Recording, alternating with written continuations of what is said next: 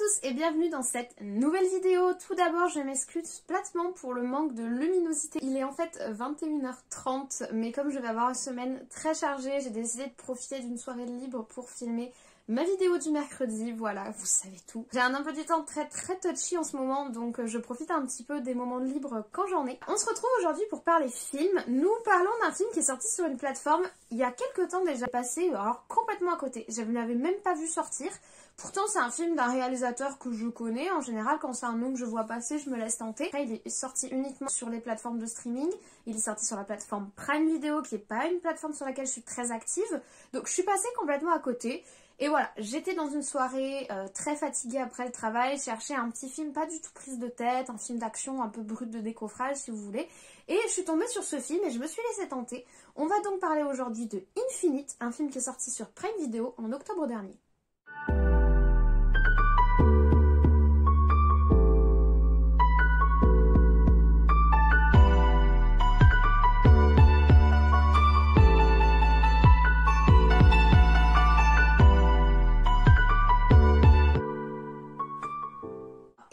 Qu'est-ce que c'est? C'est un film de type action, science-fiction, thriller qui est sorti le 13 octobre 2021 sur la plateforme Prime Video et qui n'a fait aucun bruit, je n'en ai pas du tout entendu parler. Il est sorti aux États-Unis en juin sur la plateforme également vidéo à la demande de Paramount+, donc il n'est jamais sorti en salle.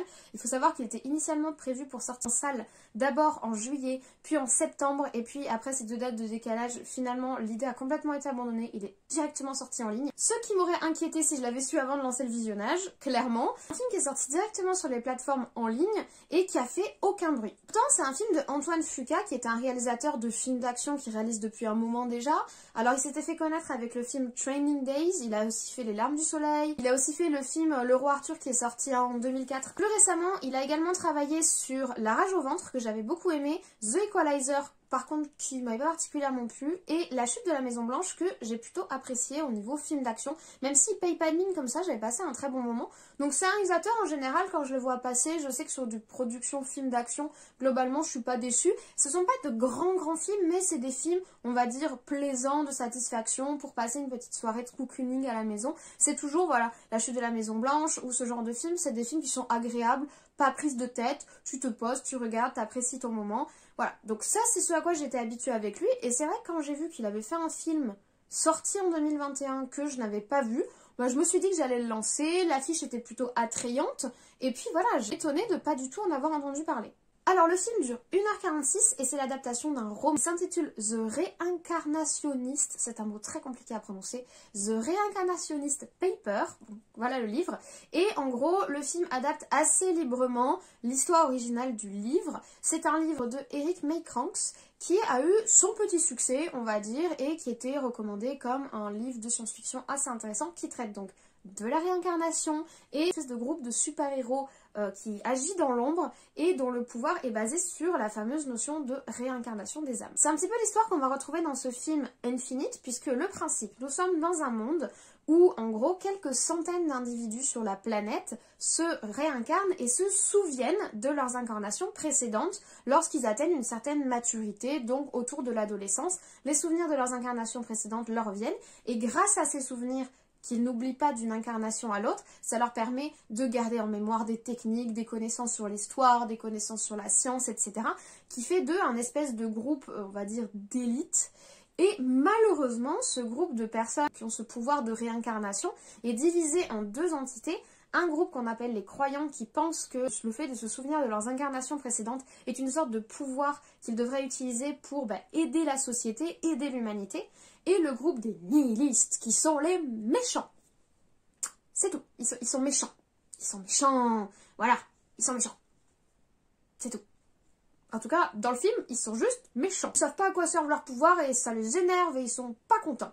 Vous avez là l'équivalent de ce que j'ai compris du groupe des méchants. Je pense que vous commencez à comprendre d'où vient le problème du film. Ces deux groupes s'opposent de façon historique depuis longtemps et nous on va suivre un personnage, donc un homme qui depuis toujours a des rêves très bizarres, rêve de d'autres vies, de choses qu'il n'a jamais vécues et qui a donc été diagnostiqué schizophrène, qui depuis se soigne et prend des médicaments et a réussi à peu près à s'intégrer à la société, je dis bien à peu près, mais en fait il semblerait que ce monsieur qui pense depuis toujours qu'il est schizophrène, serait en fait atteint de ce don qui est de se souvenir de ses incarnations précédentes. Et il va donc devenir un enjeu pour ces deux groupes qui vont essayer de le récupérer. Voilà un petit peu le synopsis de base et ce que nous raconte l'histoire de base. Donc, honnêtement, je trouve que de base, on est sur quelque chose d'assez intéressant. On est sur, du coup, une espèce de société secrète. On est sur une espèce de mission à travers les âges. On est sur un super pouvoir un petit peu particulier. Le fait de se souvenir de ses incarnations précédentes, c'est assez original. Cette thématique de réincarnation, c'est pas quelque chose qui est ultra abordé au cinéma. C'est assez difficile en plus à mettre en image, mais c'est original. Et franchement, quand j'ai lancé le film, bon alors, les premières minutes sont pas fameuses, on va en parler, mais quand j'ai lancé le film, j'étais quand même un petit peu intriguée. Tout ce que je viens de vous expliquer là, c'est expliqué en voix off au début du film. Mais bon, même si le mode de communication est un petit peu facile, pas très développé, j'étais quand même intriguée de cette histoire de réincarnation, de voir comment ils allaient nous le présenter. Et je me suis laissée partir dans le film. Mais malheureusement, ça s'est pas particulièrement bien passé. Mais avant de parler de ça, parlons du casting. Au niveau du casting, notre héros, donc il se souvient de ses vies antérieures sans savoir d'où ça vient, il est incarné par Mark Wahlberg. Mark Wahlberg, c'est un acteur que j'aime plutôt bien. La production, c'est pas toujours égal, il est pas toujours au même niveau de jeu, mais j'aime plutôt bien. Je l'ai beaucoup aimé dans Lovely Bones, notamment. Je l'ai bien aimé dans Transformers. Transformers, c'est des films un petit peu sympas. Il a toujours ce rôle de gentil voisin qui a un secret, enfin... Voilà, il a toujours un peu ce petit côté américain lambda, mais qui cache quelque chose, on va dire, qui est un petit peu badass derrière. Il a également joué dans des films où il était plutôt pas mal, notamment Deepwater, où il était plutôt pas mal, Du sang et des larmes, où je l'ai pas mal apprécié, et de toute façon j'ai pas mal apprécié le film également. Ou encore le peu connu, mais que j'aime beaucoup, film Phénomène. Il a joué dans tous ces films, donc c'est quand même un acteur assez connu, un visage assez connu d'Hollywood, et là le fait qu'il soit en acteur principal, bon, ça montre quand même qu'il y a un intérêt qui a été porté sur le casting. On a également à l'affiche Sophie Cookson, qu'on a notamment vu dans les films Kingsman, j'ai déjà parlé dans une vidéo, ou encore Dylan O'Brien, qui est un petit peu mon chouchou de ma période adolescente et qui joue notamment dans les films Labyrinthe ou dans la série Teen Wolf, qui sont plutôt, voilà, à destination des adolescents, préadolescents. On est sur un casting plutôt pas mal, on est sur un synopsis plutôt pas mal, on est sur une histoire de base qui est originale, donc je m'attendais à quelque chose de plutôt bien. Selon vous, ai-je été déçue? Oui. Tout à fait. Déjà parlons des premières minutes du film. On va s'arrêter aux 6 premières minutes. Les 6 premières minutes. Mais alors, tu as cliqué sur un film d'action, j'espère que tu veux de l'action. Parce que les 6 premières minutes, je vous jure, du gros bruit, de la Ferrari à fond, course-poursuite, on sait pas ce qui se passe, des gens, on les connaît pas, on n'a même pas leur nom, action, combat, explosion, explosion de voiture, mais il y en a, c'est 6 minutes, boum, explosion. C'est-à-dire, on fait un film d'action, on va mettre de l'action. Les 6 premières minutes, c'est de l'action à l'état brut. On comprend rien à ce qui se passe, mais alors rien du tout. On a juste eu 30 secondes de voix off pour nous planter le décor. Les gens qui se souviennent de leur incarnation précédente, il y a deux groupes qui s'affrontent, et boum, une Ferrari, pleine course-poursuite dans une ville. Il y a aucune... Je veux dire, le même film n'est pas du tout temporisé. Vraiment, je regardais ça, je dis déjà, petite musique rap aussi pour donner une ambiance un petit peu, pareil, dans l'action. Vraiment, j'étais en mode, mais ça va aller le film, calme-toi, détends-toi, on a compris, tu veux pas plutôt nous installer l'histoire avant de partir en live? Comme ça, pendant tout le film, c'est-à-dire, je dis pas que tout le film est une longue scène d'action, mais pendant tout le film, on va avoir des scènes un peu plates et des scènes d'action qui nous explosent au visage, littéralement. Au niveau de l'image, à part sur les scènes d'action, honnêtement, c'est hyper bizarre, les choix qui ont été faits pour ce film. C'est-à-dire, il y a des accessoires ultra kitsch. Je veux dire, on a littéralement une bombe avec une espèce de crâne tête de serpent avec le bouton pour activer la bombe dedans. C'est-à-dire que le bouton pour activer la bombe, c'est un crâne tête de serpent. Genre, ça n'a rien à faire, ça n'a rien à voir avec le reste. C'est pas expliqué, c'est pas justifié, ça n'a aucun sens, c'est pas grave. Ensuite, on a des explosions, des voitures blindées. Oui, on a des voitures blindées, des Ferrari blindées. C'est une orgie de voitures de luxe. Je sais pas pourquoi. Des guns, plein de guns. Tu sais pas d'où ils sortent. Des guns, des explosions, des drones, des hélicoptères, un buggy. C'est n'importe quoi. Ça, dans les scènes d'action, t'as senti que les mecs, ils lançaient des idées, on mettait tout. Vous voulez un buggy? On met un buggy. Un hélicoptère? Vous voulez un hélicoptère? Des gants magiques qui contrôlent les drones? Des gants magiques qui contrôlent les drones. Toutes les idées qui leur passaient par la tête, ils les ont mis. Ça, c'est pour les scènes d'action. Et le reste du temps, c'est plat. On a quelques effets spéciaux, quelques fonds verts, rien qui sorte de l'ordinaire, vraiment rien de très intéressant, des espèces d'hologrammes hyper mal faits. Les fameuses 6 premières minutes du film, il y a une brique qui traverse un pare-brise et ils ont essayé de faire un effet vaguement 3D, donc je sais pas si le film était supposé sortir en 3D au cinéma, mais immonde. Honnêtement, c'est kitsch, c'est surfait, c'est excessif et c'est même pas justifié. Les mecs, ils se souviennent juste de leurs incarnations précédentes, c'est pas Batman, c'est pas des aliens, ils ont pas des technologies qui sortent de nulle part, ça n'a pas de sens en fait. Donc déjà, rien que ça va pas, et puis pour le reste, je vous dis, des effets spéciaux, assez bof, quelques fonds verts complètement inutiles, enfin, j'ai vraiment pas compris. Et d'autant que quand on n'est pas dans des scènes d'action complètement surfaites, surjouées et complètement excessives, bah il y a pas grand chose. Au niveau des musiques, de temps en temps on nous casse quelques musiques de rap, quelques musiques d'ambiance, mais on dirait vraiment qu'ils ont lancé une playlist aléatoire. Ils ont tapé sur Spotify musique d'action. Musique action. Et voilà, et ils ont laissé tourner. Enfin, j'ai vraiment pas compris. On dirait vraiment que le film n'a pas été vraiment pensé ou réfléchi. C'est très bizarre, d'autant que bah, justement le scénario de base est plutôt intéressant, mais ça part complètement en live. Et alors, c'est pas le pire. Quand on s'intéresse vraiment au film et à son histoire, c'est sans queue ni tête. Ça n'a aucun sens, c'est-à-dire il n'y a rien qui se justifie, il n'y a pas de trame vraiment parfaite. Le méchant est ridicule, ridicule. Les justifications du méchant sont ridicules. Le méchant ressemble à rien. Il est juste méchant. Il a un groupe de gens qui sont juste méchants. Dans le groupe du méchant, il y a une meuf qui n'a pas une ligne de dialogue. Elle est juste méchante. Elle est juste méchante. Elle a un gun. Elle est méchante. Elle est habillée en noir. Elle est juste méchante et habillée en noir. Je veux dire, c'est hyper pauvre. C'est vraiment hyper pauvre. Et même au niveau des personnages qui sont censés être des personnalités qui ont traversé les âges, hyper sages, etc. Rien. Et puis même au final, l'histoire, c'est-à-dire l'emphase, le truc qui est censé nous stresser, c'est que les méchants, ils ont inventé un œuf magique, parce qu'il n'y a pas d'autre explication, un œuf magique qui peut détruire l'humanité. Comme ça, détruire l'humanité. Voilà. Et on ne sait pas exactement pourquoi ils veulent détruire l'humanité. C'est assez ridicule d'ailleurs, mais ils veulent détruire l'humanité parce qu'ils sont méchants. Quand t'es méchant, t'as envie de détruire l'humanité. C'est tout. Le scénario, ça s'arrête là. Et après, t'amalgames des trucs. On dirait qu'ils ont pris des morceaux d'autres films. Un peu de trucs genre Matrix, on marche au ralenti avec des grands manteaux. On marche dans des couloirs au ralenti avec des manteaux noirs. Voilà, un peu de Matrix, un peu d'Inception. Voilà, on essaye de mélanger un peu tout. Un peu de genre Jason Bourne, vous voyez, un peu perdu sur qui il est. Voilà, un peu de Jason Bourne.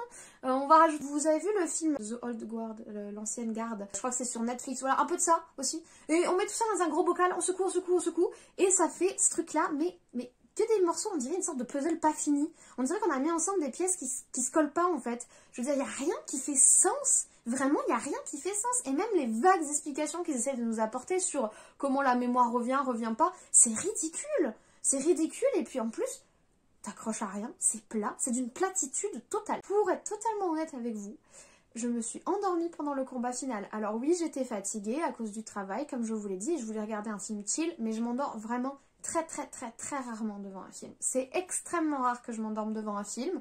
Je somnole au pire, mais je reste accrochée en fait. Et là, j'en avais tellement rien à faire de ce qui se passait que je me suis littéralement endormie pendant le combat final.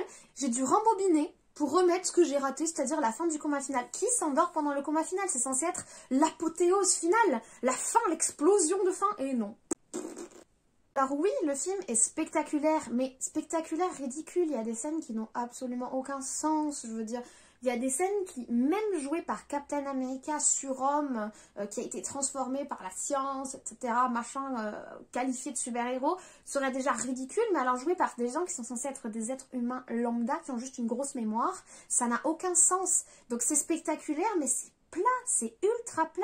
C'est-à-dire que il y a rien. Cette base est pas mal, mais ça s'arrête là. C'est vraiment dommage que l'histoire soit aussi décousue et aussi brinque-ballante, on va dire, parce que vraiment, le fait de transformer du coup une espèce de maladie mentale, une schizophrénie en finalement un don dont ils n'avaient pas conscience, ça pourrait être super intéressant, mais au final leur don ils ne l'exploitent quasiment jamais, à part le fait que du coup ils se retrouvent entre eux grâce à cette spécialité, on va dire, cette spécificité qu'ils ont.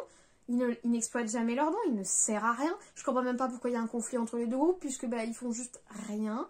Les méchants sont juste méchants, les gentils sont juste gentils, puisqu'ils essayent de sauver l'humanité. C'est tout.